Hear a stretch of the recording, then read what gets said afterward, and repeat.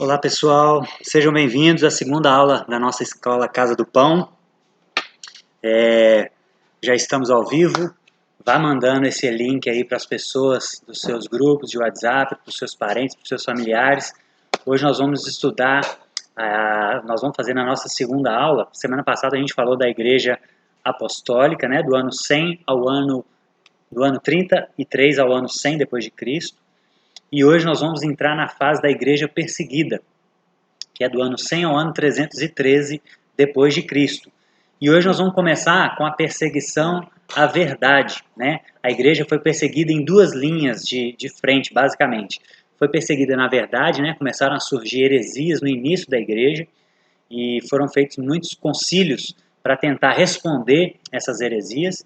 E depois a vida dos cristãos também foram perseguida, né? Então nós vamos começar essa primeira aula com a perseguição à verdade, tá bom?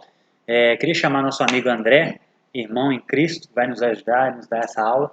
Deus te abençoe, seja usado por Deus. Boa noite a todos. Como o Bruno começou a história da igreja semana passada, a história da igreja ela pode ser dividida em várias etapas ou vários períodos. Então, semana passada, o Bruno falou desse primeiro período, que é a igreja apostólica do ano 30 até o ano 100. Hoje nós vamos prosseguir e vamos falar sobre o período chamado Igreja Perseguida, do ano 100 até aproximadamente o ano 303. E esse, então, é o segundo período da história da igreja, como o Bruno disse, a perseguição aos cristãos, mas durante esse período também nós tivemos perseguição à verdade. Então vamos dar prosseguimento. Esse segundo período da história da igreja foi marcado principalmente pela perseguição. Tanto perseguição aos cristãos, quanto perseguição à verdade do Evangelho. Bruno estará abordando o tema da perseguição à vida e eu o tema da perseguição à verdade. Então vamos dar início ao tema. Nos séculos 2 e 3 houveram muitas e variadas perseguições aos cristãos, mas em boa parte desse tempo não houve uma perseguição sistemática por todo o Império Romano. A perseguição, às vezes, ela era localizada em certa região e não foi alguma coisa assim forte. Então, durante esse período, nesses períodos de relativa paz, muitas heresias a respeito do cristianismo começaram a surgir. É verdade que durante toda a história da igreja sempre surgiram heresias ameaçando a verdade, como também sempre houve perseguição. Até os dias de hoje nós temos perseguição. Mas esses períodos, essa foi a ênfase dessas etapas da vida da igreja. É verdade, então, que durante toda a história da igreja sempre surgiram heresias ameaçando a verdade. Desde o primeiro século, aqui com o gnosticismo, até os dias atuais, principalmente com o chamado liberalismo teológico. Mas nos séculos 2 e 3 houve uma imensa proliferação de heresias. Nós vamos falar, então, das principais heresias da história da igreja e nós vamos estender um pouco esse estudo indo até o século V, porque até o século V nós temos as principais heresias e a resposta da igreja a essas heresias. Então, por causa do meu tema, eu não vou ficar só no século II e III, não. Eu começo no primeiro século e nós vamos ir um pouco mais, além do século III, nós vamos até o século V. Muito bem. Muitas heresias na história da igreja, mas a principal, a primeira e maior, a mais perigosa de todas foi o gnosticismo. Isso ainda no primeiro século da era cristã. O gnosticismo, então, foi uma tentativa de unir a fé cristã com as crenças gregas, principalmente o platonismo. Já no primeiro século, a principal heresia que se infiltrou na igreja primitiva foi o gnosticismo. A palavra gnosticismo vem do grego gnosis, que significa conhecimento. Daqui a pouco vai ficar mais claro por que essa palavra. A salvação era a principal preocupação dos gnósticos, a qual poderia ser alcançada por meio da aquisição de conhecimento secreto e não pelo perdão de pecados. Portanto, segundo os gnósticos, o problema do ser humano não era o pecado, mas a ignorância. Porque, segundo eles, a salvação ela só poderia ser alcançada com conhecimentos e conhecimentos secretos. Os gnósticos eles criam no dualismo entre matéria e espírito. Deus é um espírito absoluto e causa de todo bem, e toda a matéria é afastada de Deus e completamente má. Esse aqui é o dualismo. O mundo espiritual puro, perfeito, e o mundo natural corrompido e ruim. O ser humano, então, segundo os gnósticos, é um espírito eterno que, de algum modo, ficou encarcerado neste corpo mau e ele tem de livrar-se deste mundo físico, material, inferior, progredindo espiritualmente em direção a Deus. Alcança-se isso, segundo os gnósticos, com a obtenção de certos conhecimentos, gnoses secretos, que são fornecidos por mensageiros do mundo espiritual. Então, no primeiro século já existia essa doutrina gnóstica. Mas, quando o cristianismo começou, houve uma tentativa de haver uma mistura entre o cristianismo e o gnosticismo. Então, começou-se a propagar um gnosticismo cristão. Ou seja, Cristo era apenas um desses mensageiros do mundo espiritual, o menor deles, pois entrou neste mundo material. Vai ficar claro agora quando eu mostrar aqui essa representação. Então, nós temos Deus, Espírito e luz, esse é o reino espiritual, ele é puro e santo. E nós temos aqui o homem afastado de Deus no reino puramente material, que segundo os gnósticos é totalmente contaminado e impuro. E entre o homem e Deus, nós temos várias esferas celestiais. No gnosticismo, então, o homem vai em direção a Deus. E aí alcança a salvação. Mas como que isso acontece? Nós temos em cada um dessas esferas um intermediário, seja um anjo ou algum outro ser espiritual, que ele detém conhecimentos secretos. Por causa disso, a palavra gnosis, que significa conhecimento, e esses intermediários, eles vão dar segredos ao homem, para o homem ir indo de esfera em esfera até alcançar a Deus. Então, um desses intermediários era Gabriel, o outro Rafael, havia muitos desses. O gnosticismo dizia que havia 365 níveis espirituais que o homem precisava escalar até chegar a Deus. Era um problema, não tinha a ver com o calendário? Talvez. E Jesus, então, o gnosticismo cristão colocava Jesus como esse intermediário, só que o mais baixo de todos. Por quê? Porque ele se tornou carne, ele entrou nesse mundo natural. E para o gnóstico esse mundo natural é completamente corrompido, então Jesus ele era esse intermediário entre o mundo contaminado e a primeira esfera celestial. Então Jesus ele trouxe todo o conhecimento para darmos o primeiro passo apenas em direção a Deus. Essa é a doutrina gnóstica.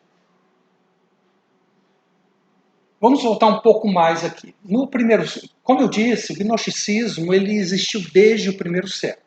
E nós temos aqui os evangelhos que foram escritos. Aqui você tem as datas, 44, 45 até 69 e de 89 a 96. Nós temos aproximadamente o período em que os evangelhos foram redigidos. Então, o evangelho de Marcos entre o ano 50 e o ano 55, o evangelho de Lucas aqui entre 57 e 60, e o evangelho de Mateus entre o ano 60 e o ano 66. E aqui, esse gap aqui é aproximadamente 20 anos antes dos escritos do apóstolo João. E durante esse período em que 3 evangelhos já existiam, o gnosticismo começou a entrar como uma heresia no meio do ensinamento cristão.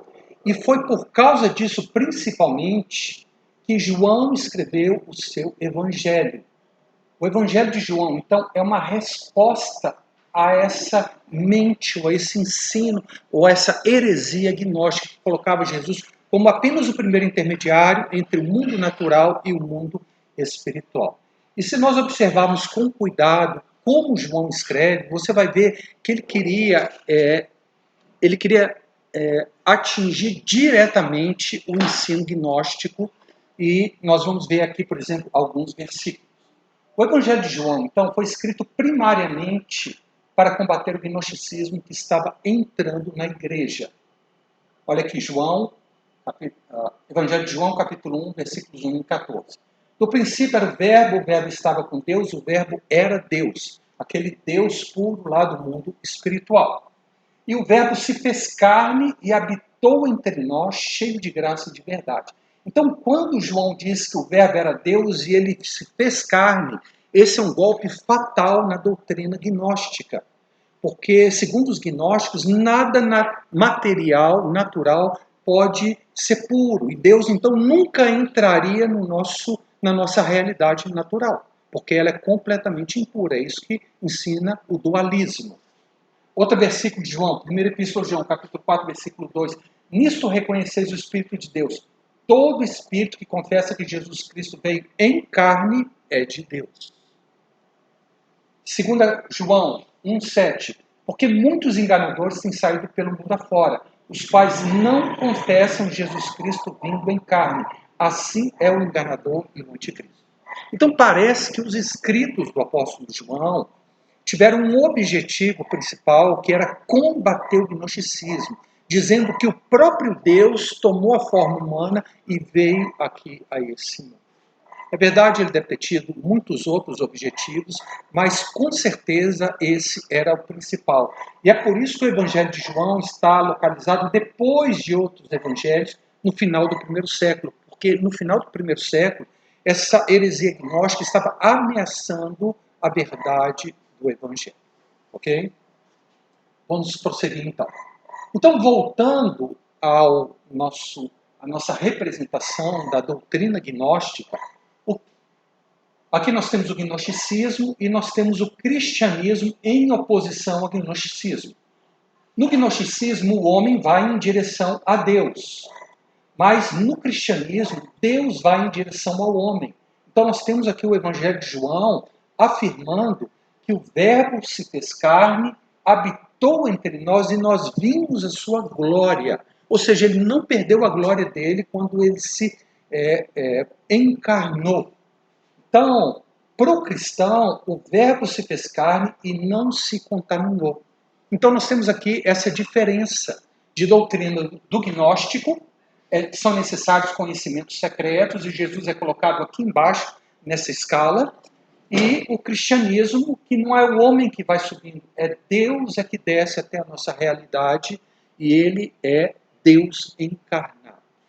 Então, esse foi a primeira e a maior e a mais perigosa heresia do primeiro século. Então, foi o gnosticismo. E parece-nos que o Evangelho de João foi escrito exatamente para combater essa heresia que estava entrando dentro da igreja.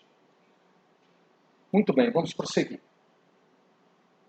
Agora, não só o gnosticismo, mas muitas outras heresias começaram a surgir. O ebionismo, marcionismo, docetismo, montanismo, novacionismo, arianismo, monarquianismo, maniqueísmo, donatismo, valentianismo, apolinarianismo, etc. Então nós temos muitas heresias. Nós vamos pular essas heresias, vamos explicar na segunda parte da nossa aula, ok? Porque são muitos detalhes que nós vamos entrar e eu estou querendo concluir um bloco geral para depois nós irmos nos detalhes. Muito bem. Agora, além das heresias, nessa época, séculos 2 e 3, houve também uma intensa disseminação de falsos escritos. Então nós temos uma série de livros apócrifos que foram escritos no segundo século e no terceiro século. São muitos.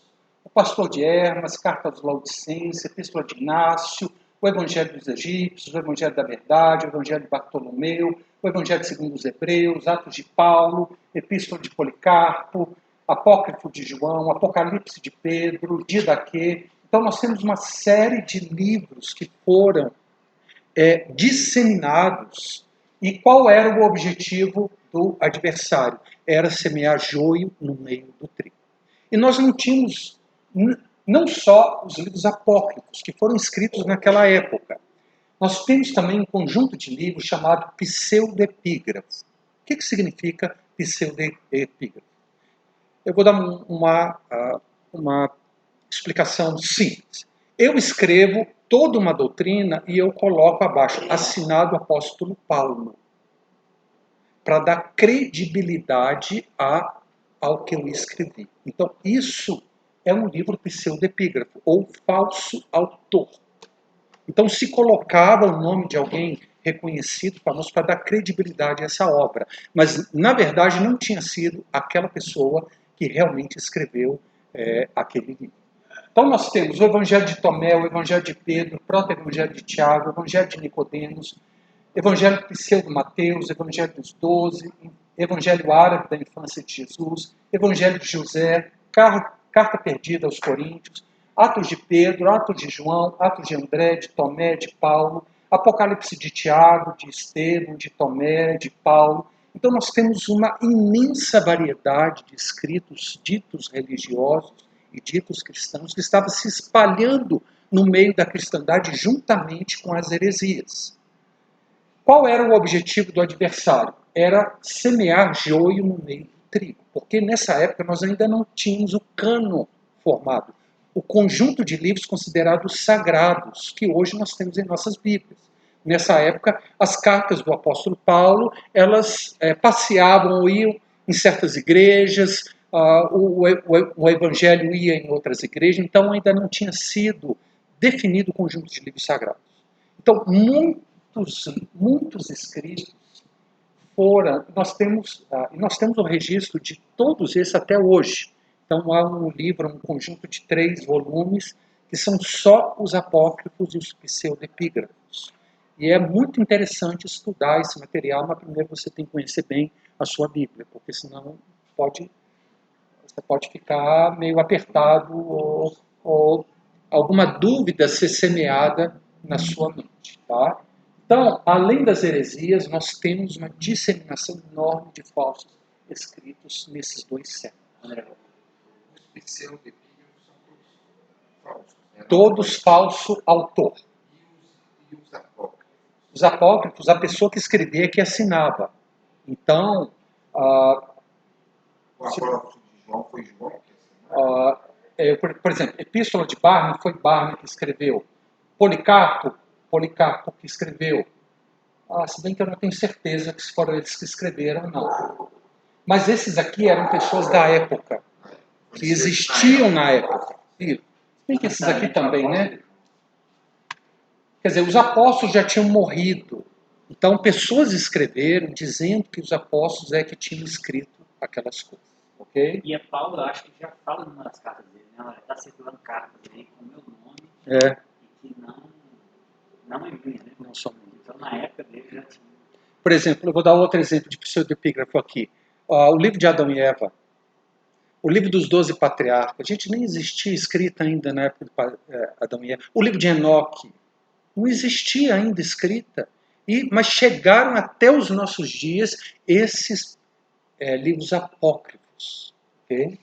É todo um estudo que nós podemos fazer sobre isso, eu não quero me ater muito nesse tema, mas só enfatizar que durante os séculos 2 e 3 houve uma imensa proliferação desses escritos espúrios.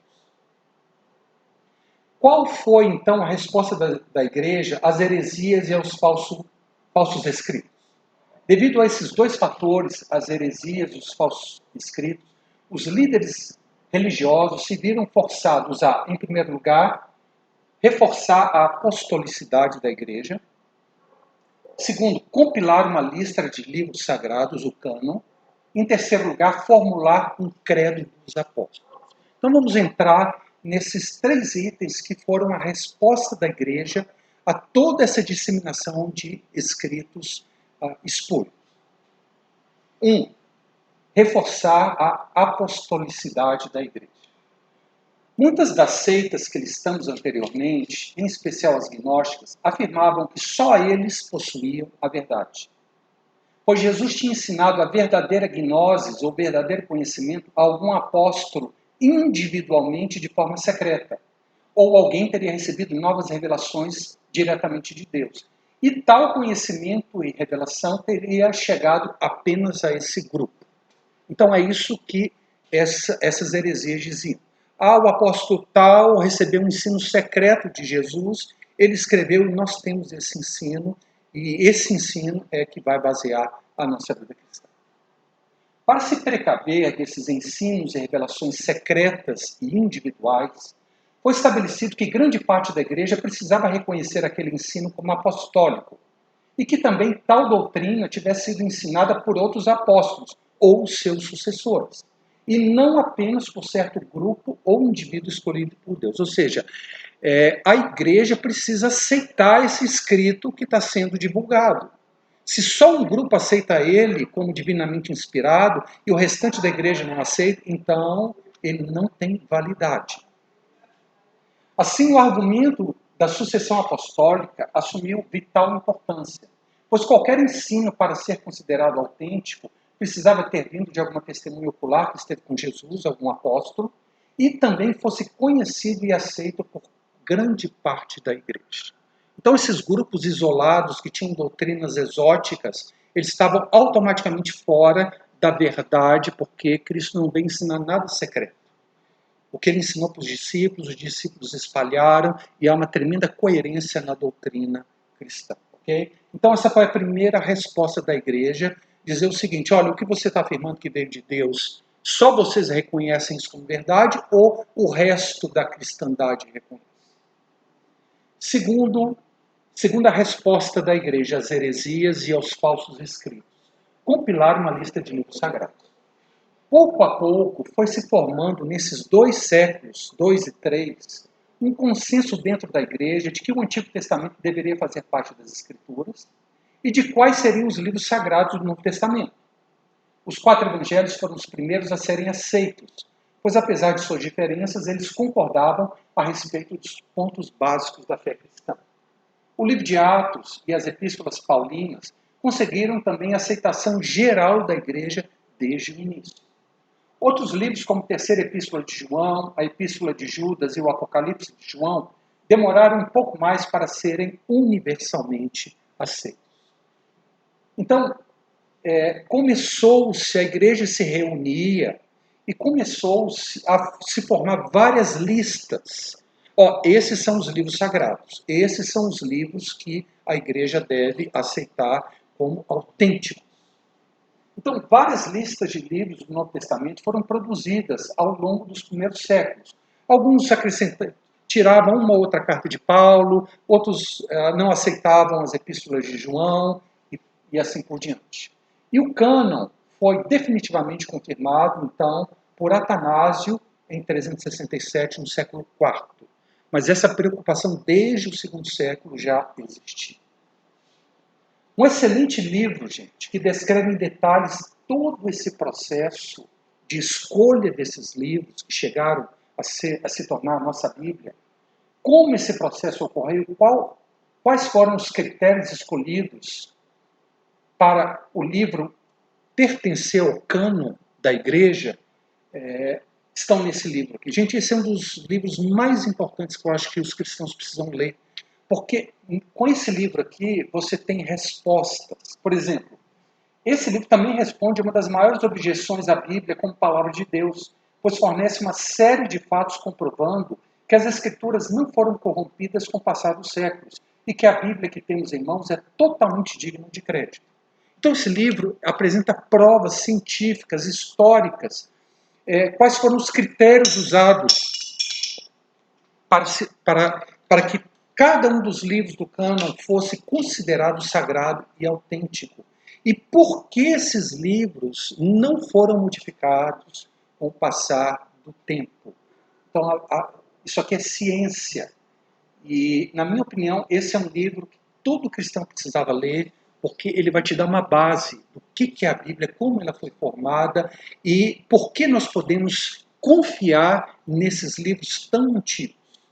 Há todo um processo científico para trazer essa credibilidade à palavra de Deus que nós temos em mãos. Então, a segunda reação da igreja às heresias e aos falsos escritos foi selecionar a igreja como um todo, atestar qual grupo de livros é considerado autêntico e vai ser usado como escritura, assim como eles tinham as escrituras do Antigo Testamento como sagrado, tá? E a terceira reação da igreja às heresias e aos falsos escritos foram formular um credo, o credo dos apóstolos. Esse credo não era uma oração, como hoje em dia ele se tornou, mas uma declaração de fé, um resumo teológico da fé cristã. Então todos conhecem esse credo dos apóstolos. Creio em Deus Pai, e nós vamos entrar um pouco em cada uma dessas frases. Quando o novo convertido era batizado, ele precisava declarar os seguintes pontos vitais da fé cristã. Creio em Deus Pai Todo-Poderoso, Criador do céu e da terra. O que essa frase quer dizer? Ou qual verdade ela quer transmitir? Um só e o mesmo Deus criou tanto a dimensão espiritual quanto a dimensão material. E o universo físico não é mau em essência, pois foi Deus, o Deus perfeito, que o criou. Creio em Deus Pai, Criador dos céus e da terra. Porque os gnósticos falaram o seguinte: olha, um outro Deus criou o mundo material. O Deus perfeito não poderia ter criado esse mundo que é tão corrompido. Mas a primeira frase do credo já diz: o mesmo Deus que criou o mundo espiritual criou também o mundo natural. E em Jesus Cristo, seu único Filho, nosso Senhor. Jesus Cristo é o Filho único deste Deus que criou o mundo espiritual e o mundo natural. Que foi concebido pelo poder do Espírito Santo, nasceu da Virgem Maria. Ou seja, Jesus nasceu como qualquer ser humano e não desceu do céu. Nós vamos ver várias doutrinas que dizem o seguinte: Jesus desceu como adulto, uma pessoa formada dos céus. E aqui está dizendo que ele foi concebido pelo poder do Espírito Santo e nasceu da Virgem Maria. Ou seja, Jesus era um homem de verdade e não apenas se parecia com um homem, ou ele chegou já pronto. Padeceu sob Pôncio Pilatos, foi crucificado, morto e sepultado. Existe uma data concreta em que o Filho de Deus nasceu, histórica. Nós temos um personagem histórico, Pôncio Pilatos. Então existe uma data concreta em que o Filho de Deus nasceu, dando uma referência temporal e histórica para Jesus. Porque muitos dizem o seguinte: não, Jesus, ele não existiu, foram aqueles discípulos que se reuniram, escreveram aquelas coisas bonitas como se fosse o Cristo. Também essa declaração declara a realidade da humanidade de Cristo, pois ele podia sofrer e morrer. Quando estudarmos as heresias, nós vamos ver que muitos não criam que Deus podia sofrer. E ele morreu de fato, e não apenas desmaiou ou entrou em coma. Desceu à mansão dos mortos, ressuscitou ao terceiro dia, ou seja, o seu cadáver ficou na sepultura, mas a sua alma foi à região dos mortos.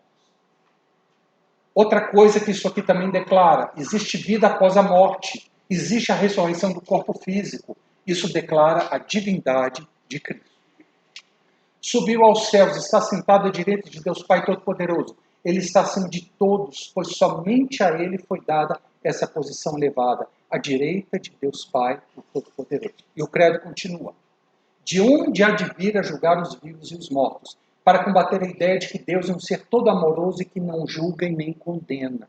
Ora, no final, todos vão ser salvos. Alguns, Marcião, por exemplo, defendia esse ponto de vista. Não, o credo diz: de onde há de vir a julgar os vivos e os mortos. Creio no Espírito Santo para combater a ideia de que o Espírito Santo é uma influência e não uma pessoa da Trindade. Na Santa Igreja Católica, essa palavra, gente, católica, na verdade, o significado dela é universal. Então, eu creio na Igreja Universal, na comunhão dos santos. Não a romana, pois ainda nem existia a Igreja Católica Apostólica Romana, quando esse credo foi criado. Mas a Igreja Universal, ou seja, não da opinião de uma pessoa ou de um grupo. Eu creio na Igreja Universal e na comunhão dos santos. Então, se excluía aquelas heresias ou aqueles grupos que diziam nós temos a verdade e só nós temos a verdade. Na remissão dos pecados, eu creio na remissão dos pecados, para combater os gnósticos que criam que o homem não precisava de perdão, apenas de iluminação. O problema do homem, então, era a ignorância e não o pecado. Creio na ressurreição da carne. O corpo não é mau por natureza, pois ele irá ressuscitar na vida eterna. Há uma vida além desta vida que é eterna. Então, o credo dos apóstolos também foi uma resposta às heresias da época. Creio em Deus Pai Todo-Poderoso, Criador do céu e da terra, em seu Filho Jesus Cristo, nosso Senhor, que foi concebido pelo poder do Espírito. Então, todo esse conjunto de declarações, ele atestava a fé cristã e ele excluía esses grupos que não criam nessas verdades básicas do Evangelho. Amém. Concordo com tudo que acabei de dizer. Então, quando o novo convertido era batizado, ele precisava declarar esses pontos vitais da fé cristã. Quem acreditava em todas essas coisas poderia ser considerado como sendo um cristão verdadeiro. Essa foi a mais antiga e simples declaração da crença cristã de que se tem notícia. Então, esse credo dos apóstolos, ele é muito importante na história da igreja, porque ele desqualifica uma série de heresias e ele afirma os princípios básicos da fé cristã. Então, nós temos três reações da igreja quanto como resposta às heresias, que foram muitas, nós vamos ver, e aos falsos escritos. Então, os líderes religiosos se viram forçados a reforçar a importância da igreja como um todo, não só de um grupo, compilar uma lista de livros sagrados e formular o credo dos apóstolos. Muito bem. E as três principais características desse segundo período da história da igreja, séculos 2 e 3, chamado da igreja perseguida, são esses. As principais características: proliferação de heresias. A solução encontrada foi estabelecer um credo, ou uma declaração de pontos de vista vitais da fé cristã. A multiplicação de escritos apócrifos. A solução encontrada foi a definição do cânon cristão, uma lista de livros considerados sagrados. E havia um terceiro desafio nesse segundo período da história da igreja, que era a perseguição constante, intensa e cruel, e o Bruno vai falar sobre isso. Qual foi a resposta para esse terceiro desafio aqui? Não havia solução para essa questão. Até que algo tremendamente inesperado aconteceu, a conversão do imperador romano Constantino. E aí esse terceiro aspecto aqui foi superado e o cristianismo começou a se espalhar de uma maneira tremenda. Mas isso também é daqui a 2 ou 3 aulas que nós vamos ver, que é o próximo período da história da igreja. Ok? Então nós temos alguns desafios, alguns problemas, e temos também qual foi a reação da igreja para combater esse joio que o nosso inimigo queria semear no meio da cristandade. Então, o diabo, ele usou uma estratégia dupla: atacar a igreja pelo lado de fora, através de perseguição, e contaminar a igreja pelo lado de dentro, através de falsos ensinos e falsas heresias. Ok? Muito bem, então, eu concluí essa primeira parte da nossa aula, dando uma visão geral dos problemas principais da igreja nos séculos 2 e 3. Agora nós vamos entrar, então, ver cada uma das heresias de forma particular, porque é muito importante nós conhecermos isso, pois como está escrito na Palavra de Deus, não há nada novo debaixo do sol. Muitas coisas que nós temos hoje em dia são apenas releituras de heresias antigas. E nós vamos ver que, estudando, conhecendo essas heresias, então nós somos guardados de cairmos em engano nos dias de hoje. Muito bem.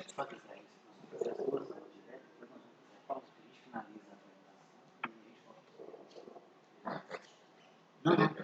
Só para a gente conciliar o que está aqui com a questão, o pessoal fica esperando na área. Mas está tranquilo, só tem só 18 perguntas. Então acho que podemos responder, porque senão... Não, fecha essa primeira. A primeira parte já está fechada. Uma pergunta que eu achei legal, foi que na hora que a gente vê a escrita chegando com força, começa as heresias mesmo. E hoje em dia, a internet chegando com força, eu acredito que tem também muita proliferação. Isso. É um instrumento para espalhar Ele usa falsos ensinos de uma maneira muito mais poderosa, sem dúvida. Quais são as outras 17? Então tá bom. Então vamos entrar aqui, gente, nesse... se você tiver alguma pergunta, anote, por favor, porque no final nós vamos ter um período de perguntas e respostas.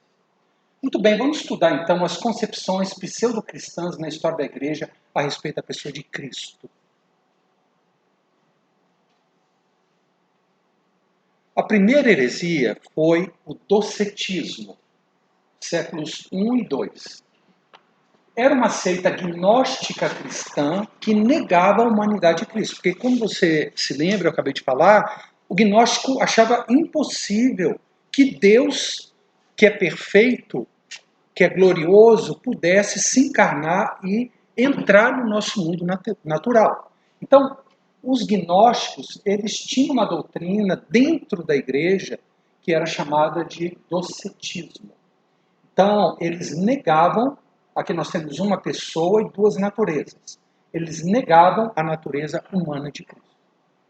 Docetismo vem da palavra grega dokel, ou docel, que significa parecer. Ou seja, Jesus parecia humano, ou era humano só na aparência. Eles aceitavam Jesus como uma figura divina, mas negavam sua humanidade, dizendo que ele não possuía um corpo semelhante ao nosso. O corpo dele parecia humano, mas não era humano. Seu corpo era de uma substância essencialmente espiritual e somente parecia físico. Portanto, para os docetistas, Jesus não passava de um fantasma. Ele parecia humano, mas na realidade ele não era humano. Como consequência, Jesus não sofreu de verdade, mas sofreu só aparentemente, pois não era verdadeiramente humano. Então, ali o sofrimento na cruz foi apenas um filme, uma exibição que não houve nenhum sofrimento, porque ele não era humano como nós. Afirmavam que Jesus desceu do céu aparecendo repentinamente como um homem já adulto, porque crer que ele nasceu do ventre de uma mulher significa que ele tomou essa carne contaminada e Deus nunca poderia fazer isso. Esse é o pensamento dos docetistas.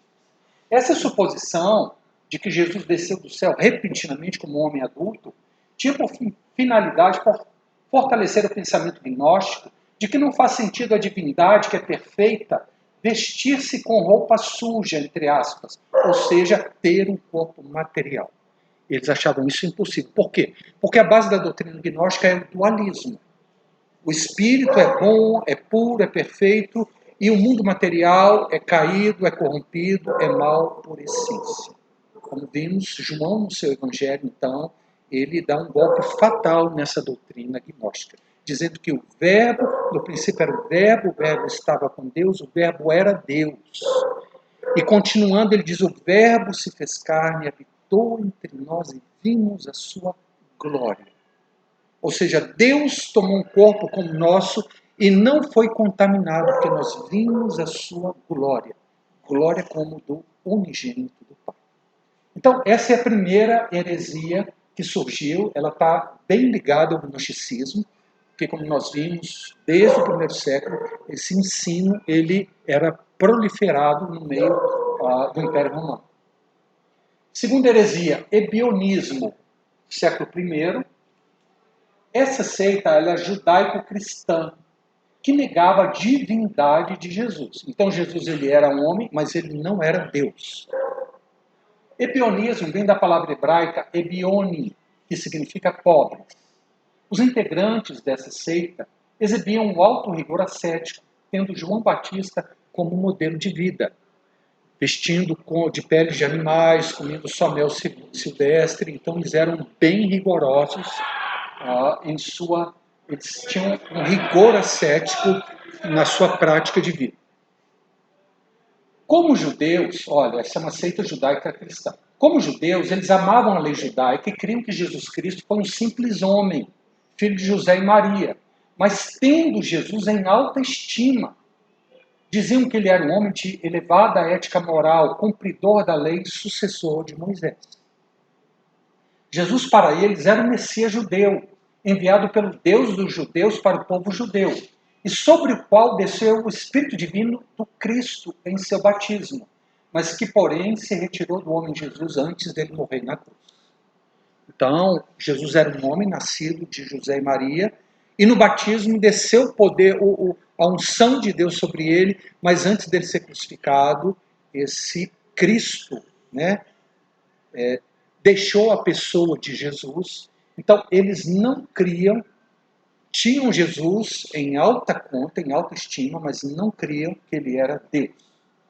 Assim, apesar de terem Jesus em alta conta e o reconhecerem como Messias, devido à sua crença monoteísta, temiam afirmar a existência de mais um Deus ao reconhecer o Salvador como divino.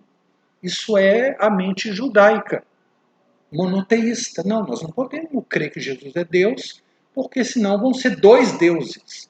E nós cremos em um único Deus. Rejeitavam as cartas do apóstolo Paulo, pois criam que ele era um apóstata do judaísmo. Marcionismo, século II. Dizia haver dois deuses diferentes no Antigo e no Novo Testamento. Então, o Deus do Antigo Testamento é um Deus cruel, mau, vingativo, que é diferente do Deus do Novo Testamento, que é misericordioso, amoroso, que é o Deus e Pai de nosso Senhor Jesus Cristo. E para eles, Jesus não era homem, mas era Deus.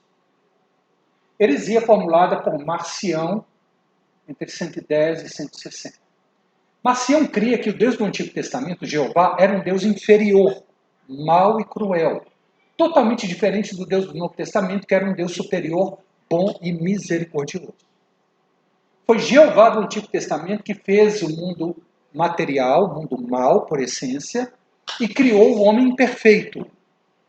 Mas o Pai Celeste do Novo Testamento se compadeceu de nós, criaturas de Jeová, e enviou seu Filho Jesus Cristo para salvar-nos do Deus colérico do Antigo Testamento, em cujas garras atualmente padecemos.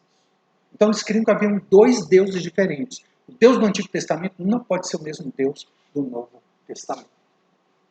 Jesus não podia ter nascido de Maria, pois tal coisa o teria feito súdito de Jeová, do Deus do Antigo Testamento.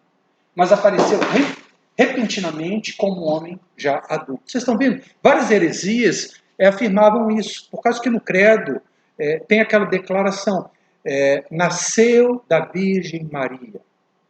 Então, no credo dos apóstolos, nós temos resposta à maioria das heresias. Assim, para Marcião, Jesus Cristo era Deus manifesto, mas não Deus encarnado. Dessa forma, ele negava a encarnação e a humanidade de Jesus.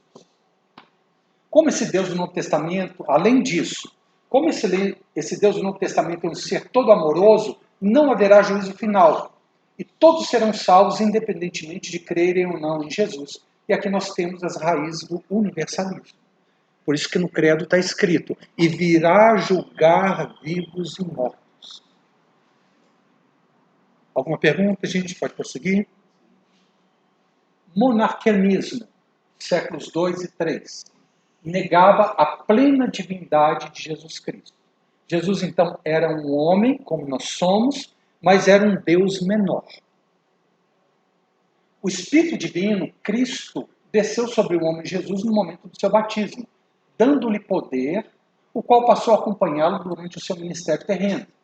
Jesus teve o poder de Deus sendo acrescentado a ele em um processo que poderia ser denominado de deificação, embora ele nunca tenha chegado a se tornar Deus. Jesus, está falando de Jesus. Assim como ele foi coberto com honras e poderes divinos, ele foi considerado como sendo filho adotivo de Deus. Dessa forma, a pessoa de Jesus Cristo não era nem divina, nem tampouco humana, mas era um homem dotado de poderes divinos. Portanto, essa seita negava a plena divindade de Cristo, crendo que Jesus foi apenas um homem equipado com poderes divinos. Ele era Deus? Era, mas um Deus menor. Modalismo ou sabelianismo, séculos 2 e 3, negavam a Trindade. Então, nós vamos ver aqui, Deus, então, ele foi pai no Antigo Testamento, depois ele se tornou filho nos Evangelhos, depois ele se tornou Espírito Santo na era da Igreja. Vamos ver isso aqui. Heresia formulada por Sabélio, teólogo cristão do Egito. Tertuliano foi o primeiro teólogo a formular a doutrina da Trindade, entre 150 e 212, introduzindo o conceito de que Deus é uma substância em 3 pessoas, referindo-se à substância como a essência e as pessoas como a identidade de ação que os difere. Então, isso aqui é uma declaração correta da Trindade e foi formulada por Tertuliano. Mas para Sabélio, Pai, Filho e Espírito Santo são revelações sucessivas da mesma pessoa de Deus. Assim, no Antigo Testamento, Deus se revelou como Pai. Nos Evangelhos, ele se transformou em Filho, se revelou como Filho. E na era apostólica, Deus se revelou como Espírito Santo, mas era apenas uma pessoa. Portanto, essa heresia negava a Trindade, dizendo que não havia qualquer distinção entre o Pai, o Filho e o Espírito Santo. Ou seja, o Filho é Deus, o mesmo Deus do Antigo Testamento, e o mesmo Deus, o Espírito Santo. E aí tem alguns versículos, se nós aceitarmos essa definição, que se tornam ridículos na Bíblia, como, por exemplo, a oração sacerdotal de Jesus ao Pai. Ele orou ao Pai pelos que eram dele aqui nesse mundo. Mas então, ele estava orando para ele mesmo? Era uma coisa sem sentido. E também no batismo, né, a passagem bíblica clássica que contradiz essa heresia é a ocasião de batismo de Jesus. Jesus foi batizado, o Espírito Santo desceu como pomba sobre ele, e do céu uma voz: tu és o meu filho amado, em ti me comprazo. Então, no batismo de Jesus, nós vemos as 3 pessoas da divindade atuando, e não apenas uma, como era a ideia de Sabélio. Então, isso aqui é uma heresia também. Arianismo, século IV. Heresia que afirmava que o Verbo teve um princípio. Essa talvez foi a maior heresia cristológica da história da Igreja e ainda hoje nos persegue em alguns círculos evangélicos. O lema dessa heresia era: houve um tempo em que o Verbo não existia. Ele não é filho? Se ele é filho, então ele foi gerado, e antes dele ser gerado ele não existia. Esse é o pensamento de Ário. Como nós podemos ver, muitas dessas heresias, elas têm uma certa lógica. Mas só que nós não somos guiados pela lógica. Nós somos guiados pela revelação das Escrituras. Porque se for ver, o Espiritismo também tem muita lógica. Nossa, é mesmo. Explica isso, explica aquilo, explica. Mas nós cristãos não podemos ser conduzidos pela lógica humana. Nós devemos ser conduzidos pela revelação das Escrituras. E no final aqui eu vou dar uma série de versículos que reafirma que Jesus, ele tanto é homem completo, como nós, como um Deus também perfeito. Mas vamos em frente. Em outras palavras, o Verbo teve um princípio, enquanto Deus é sem início. Como o Verbo tinha sido criado ou gerado, ele não era Deus, mas foi a primeira criação de Deus, a mais honrada de todas as criaturas, pois através dele todas as outras coisas foram formadas. Então, essa aqui era a ideia de Ário. A visão tradicional que o cristianismo sempre teve é que o Pai era Deus e o Verbo era Deus, e aqui nós temos as criaturas, o mundo que foi criado. Mas a visão ariana era o seguinte: o Pai era Deus, o Verbo era criatura, a primeira criação, a mais honrada, a mais perfeita criação de Deus. E através do Verbo, que o Verbo criou todas as coisas, criou o mundo. Então, o Verbo não era Deus. Ele está aqui nessa segunda parte das criaturas. Assim, de certa forma, o Verbo, Cristo, ele era inferior ao Pai e não igual ao Pai. Isso negava a divindade do Filho de Deus. E como consequência, Jesus não podia ser adorado. pois era apenas uma criatura e não Deus. Nós vamos falar no final dessa aula, há um grupo de cristãos aqui na cidade de Belo Horizonte, até relativamente conhecido, que dizem o seguinte: olha, você pode louvar a Jesus, porque ele criou todas as coisas, ele criou a nós. Você pode elogiá-lo, mas você não pode adorá-lo, porque ele não é Deus. É a doutrina de Ário, que lá no século IV ela já existia. Então, no arianismo, Jesus não era Deus. Ele estava ali no andar de baixo das criaturas. Observação: os testemunhas de Jeová creem nisso. E alguns grupos evangélicos têm caído nesse mesmo erro hoje em dia, por incrível que pareça.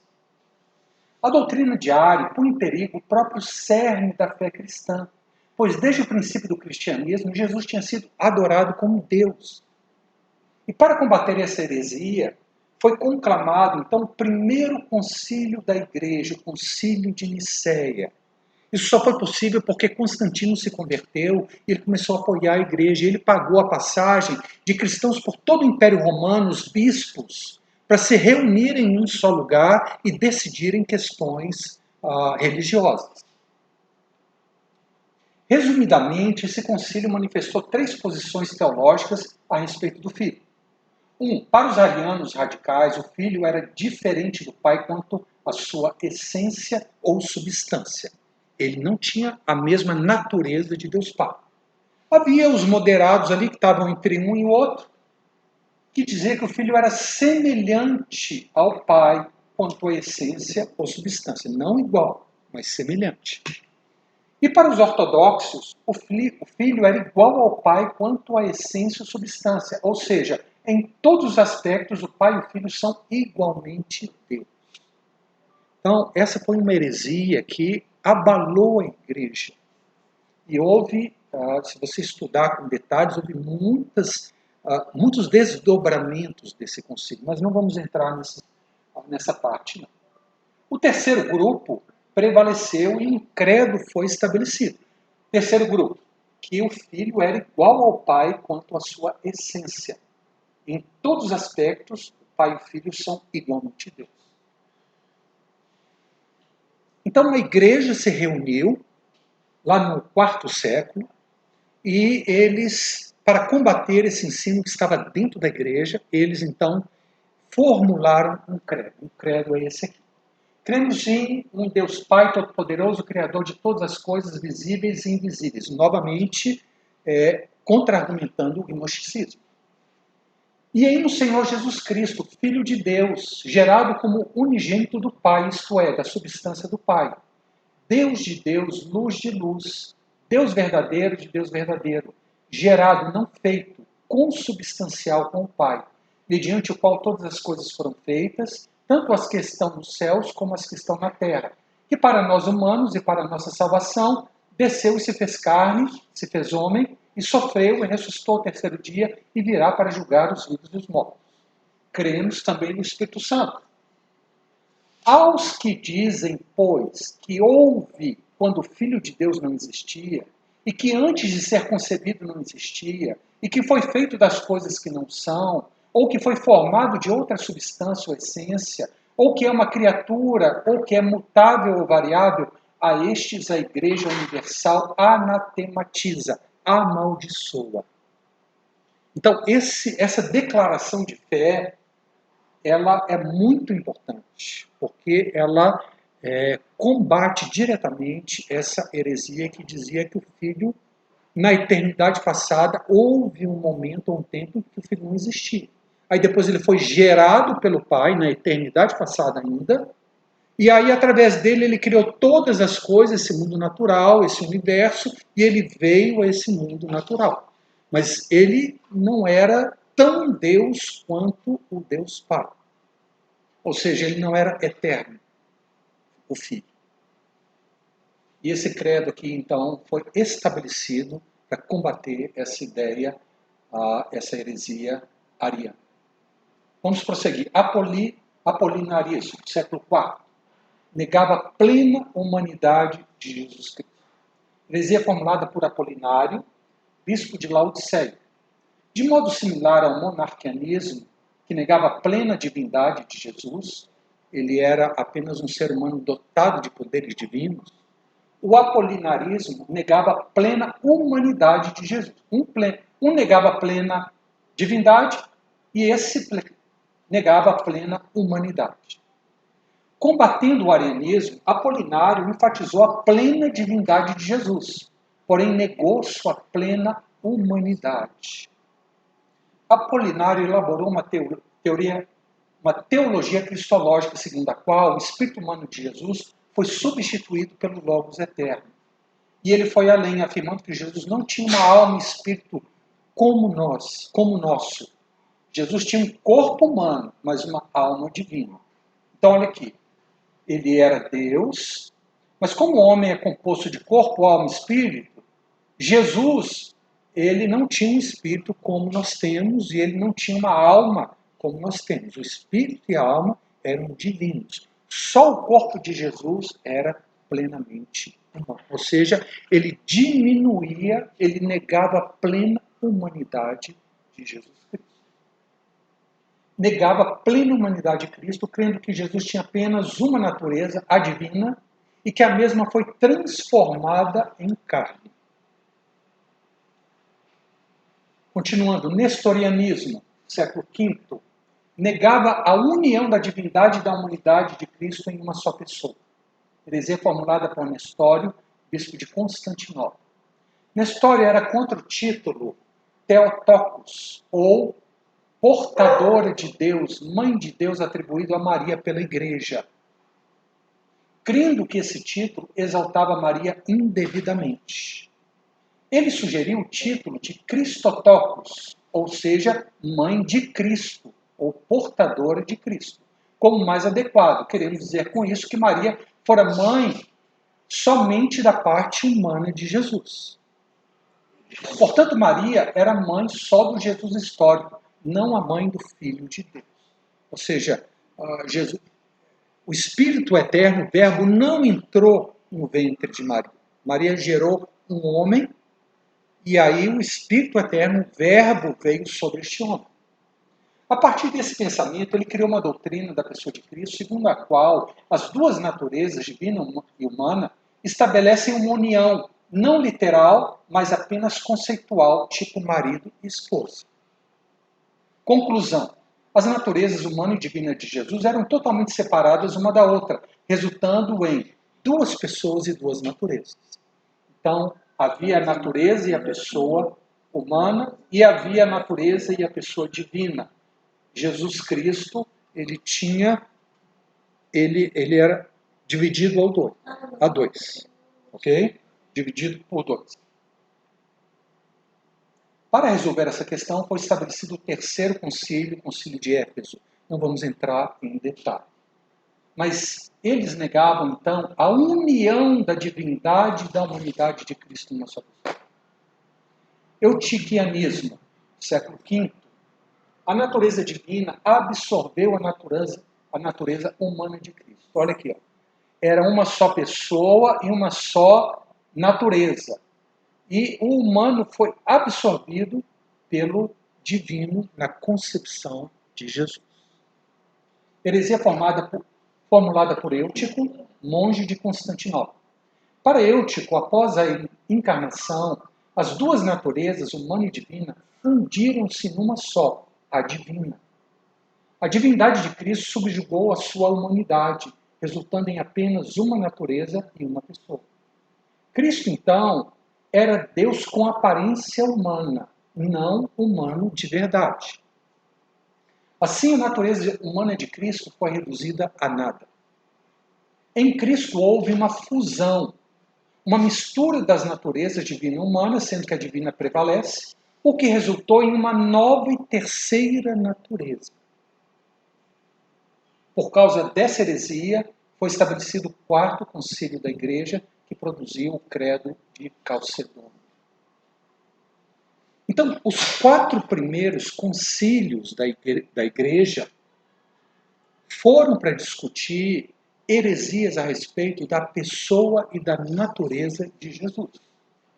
Então nós temos um resumo desses 4 concílios. Primeiro, o concílio de Nicéia, que garantiu a verdade que Jesus é verdadeiro Deus. Depois do segundo concílio, em 381, o concílio de Constantinopla, garantiu a verdade que Jesus é verdadeiramente homem.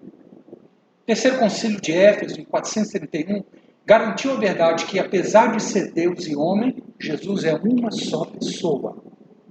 E o quarto concílio, o concílio da Calcedônia, em 451, garantiu a verdade de que, apesar de ser uma só pessoa, Jesus tinha 2 naturezas, a divina e a humana. Então, esses 4 concílios, juntamente, eles defendem a questão da pessoa e da natureza de Cristo. Vocês viram aí quanta imaginação que o pessoal pode ter, né? E essa questão da pessoa e da natureza de Cristo, ela é fundamental. Por quê? Porque se nós não cremos que Jesus é Deus, nós não podemos ser salvos. Se nós não cremos que Jesus é homem, nós também não podemos ser salvos. Nós temos que crer que Jesus é tanto homem quanto Deus. E ele é esse caminho, o único caminho que nos leva ao Pai. Ele é divino, ele pode dar mão a Deus, e ele é humano, ele pode dar mão ao homem. Então, ele é este único caminho que nos leva a Deus. Muito bem. Vamos ver, então, biblicamente falando, qual que é a revelação da pessoa de Cristo na Sagrada Escritura. Isso é muito importante.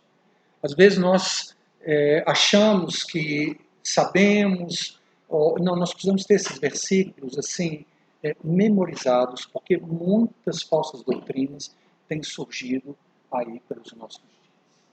Primeiro, a humanidade de Cristo, a encarnação do Verbo. O Verbo se fez carne e habitou entre Deus, se fez carne.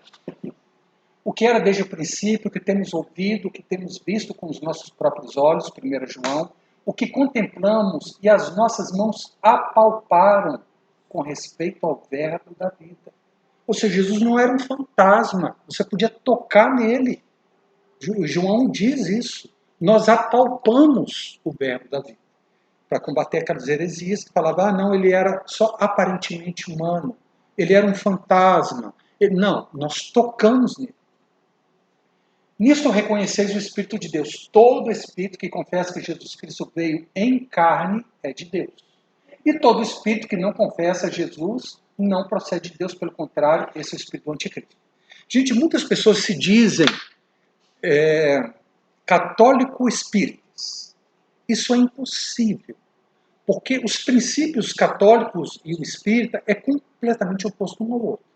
Por exemplo, o espírita não crê que Jesus é Deus. Ele é um espírito elevado.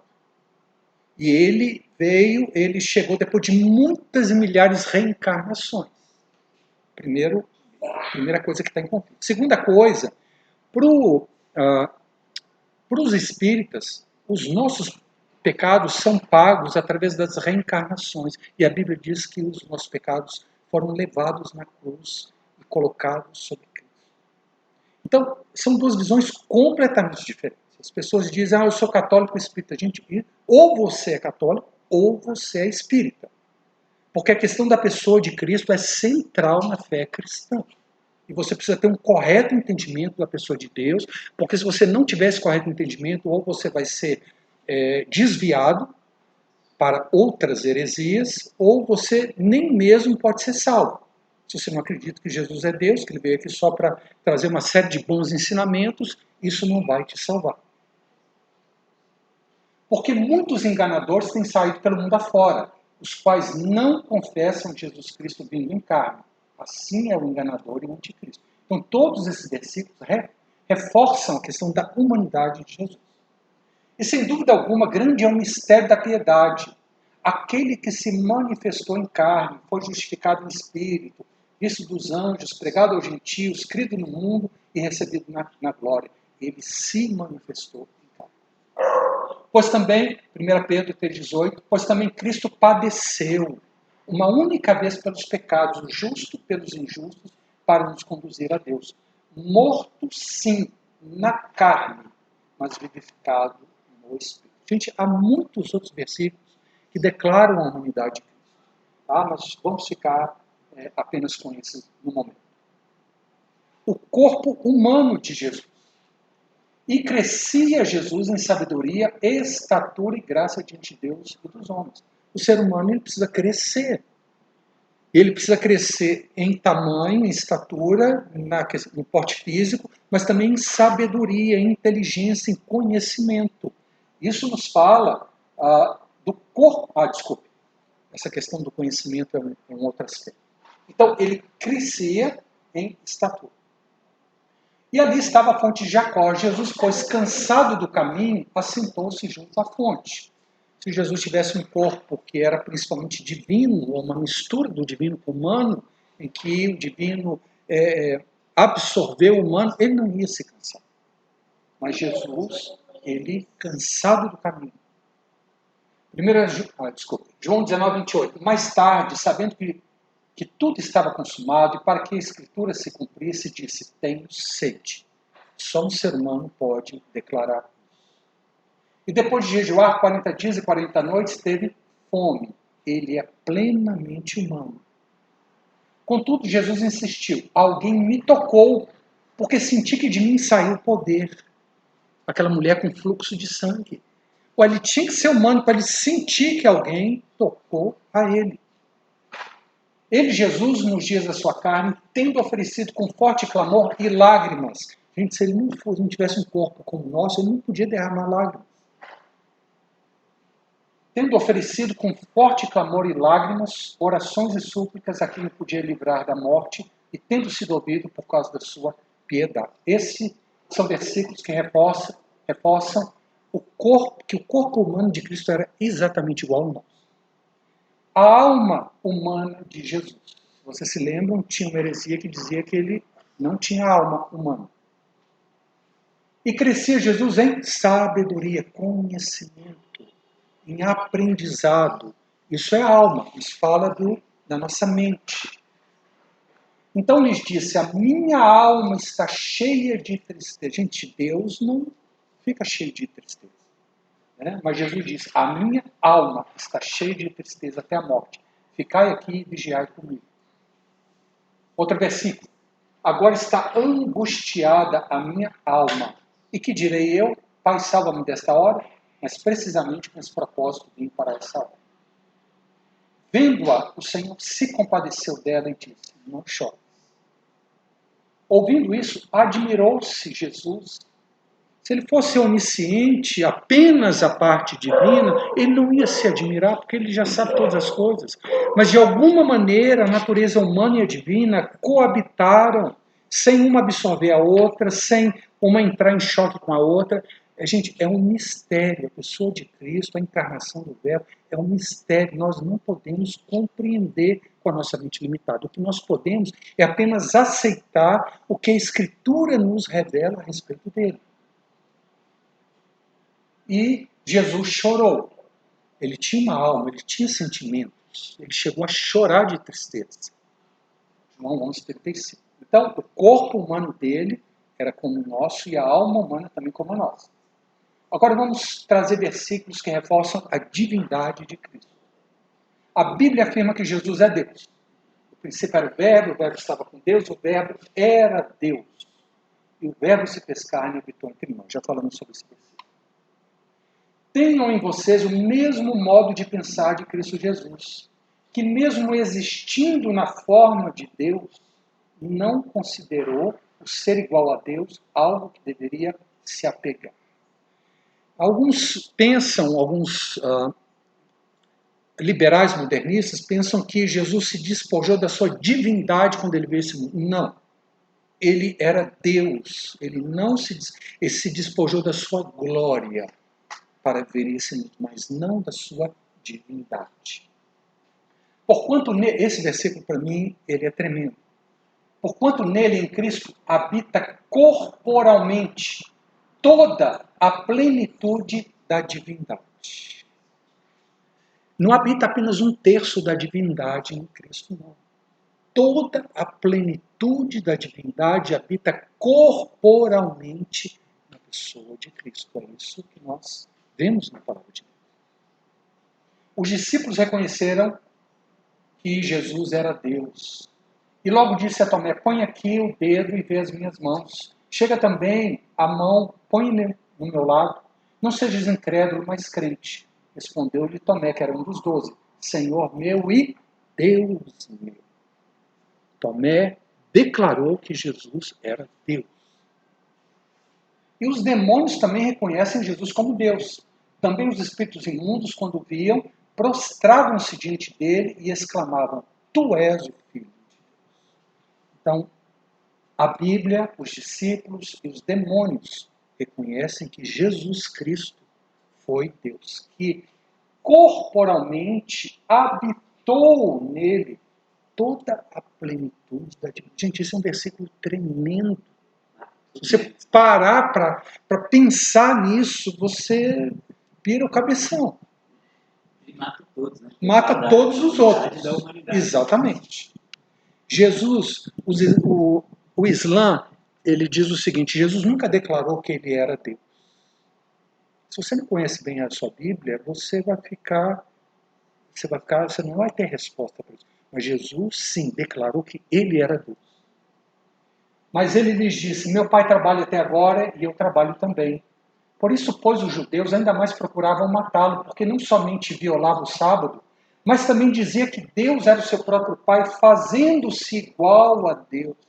Jesus disse, eu sou Deus como o Pai é Deus.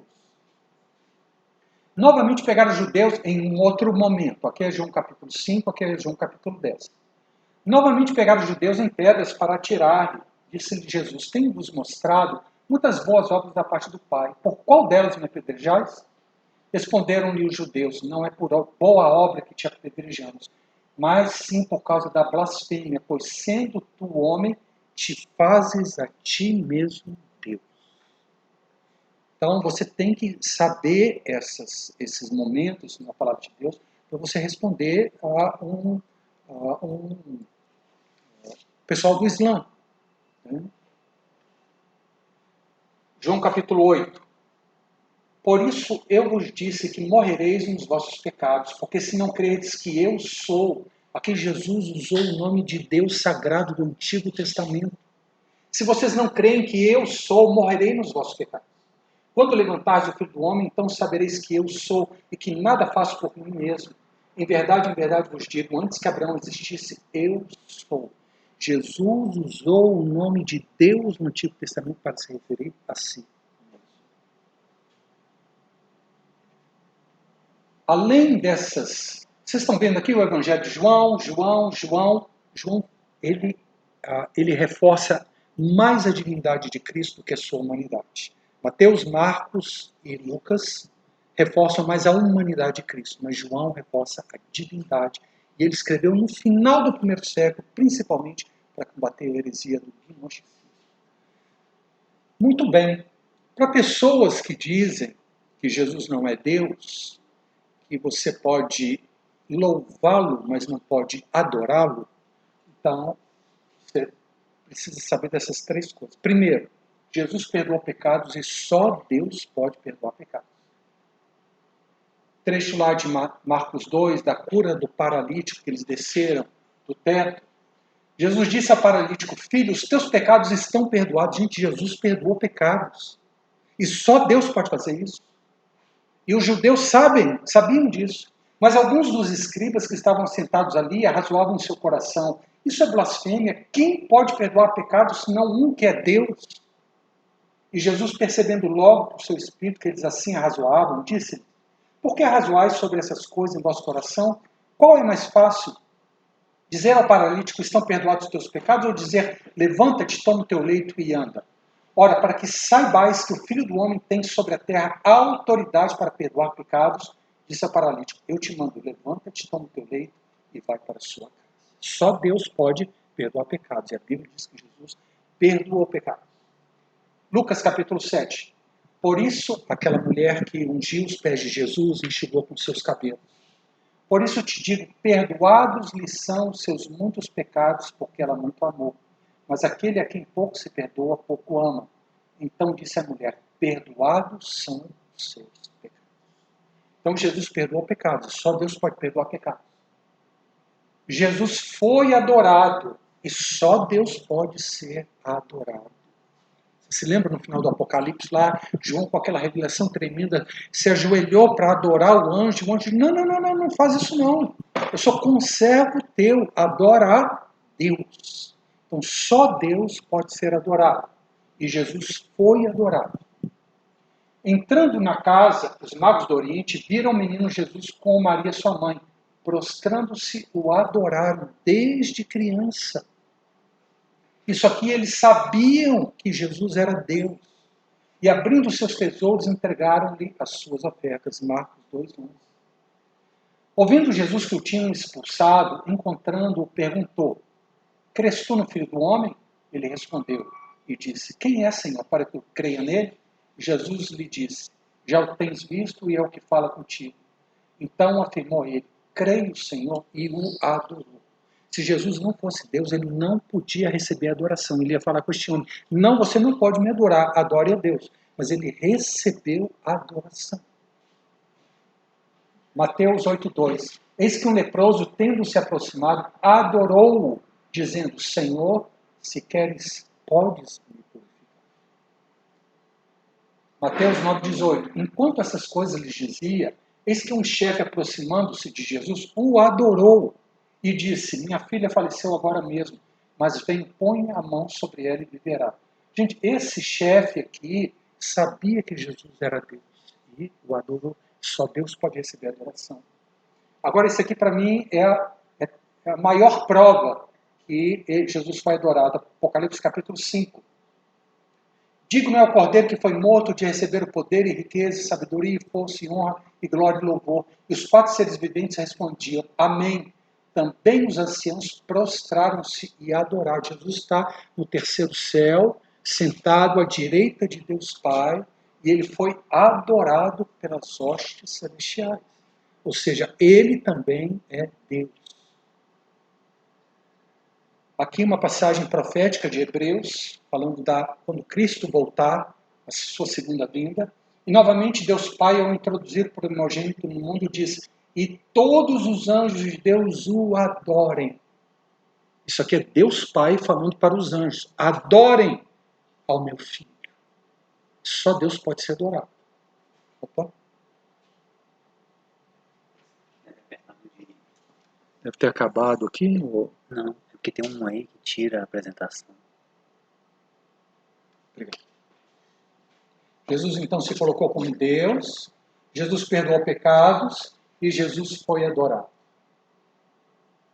Esses três pontos, eles declaram que Jesus é Deus sem dúvida nenhuma. Ele foi adorado, ele perdoou pecados e ele... qual que é o terceiro ponto? Foi adorado, perdoou pecados e ele se colocou como Deus. Então aqui eu termino com essa declaração de Deus Pai, falando sobre a divindade de Cristo. Então, nós precisamos ter isso em mente muito claramente. Jesus é uma única pessoa com 2 naturezas que não se contrapõem, não se misturam, não são absorvidas uma pela outra. Ele é completamente homem, com a alma humana, com o sentimento, com o intelecto, com a vontade humana. Lembra o que ele disse? Eu vim não para fazer a minha vontade, mas a vontade daquele que me enviou.